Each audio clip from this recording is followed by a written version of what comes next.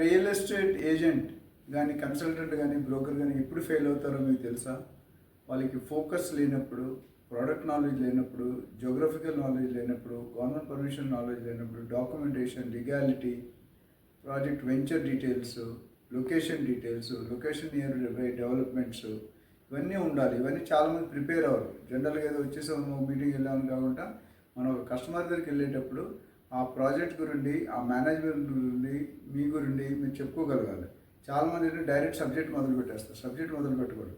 First you should build rapport. ఆ rapport build చేయడం రాకపోతే మీకు డీల్ కాదు. ర్యాపో అంటే రియల్ ఎస్టేట్ బిజినెస్ జరగాలంటే factor T, trust factor. Focus అంటే ఎలా ఉండాలంటే మీకు ఈగల్ స్టోరీ తెలుసు. ఈగల్ ఎంతో పైనుండి ఎగురుతుంది, కానీ సముద్రంలో చేపని అంత పైనుండి కూడా లేజర్ లైట్ ఫోకస్ అంటారు. ఆ ఫోకస్లో చూసి టక్మని వచ్చి ఆ చేపని ఎత్తుకొని వెళ్ళిపోతుంది.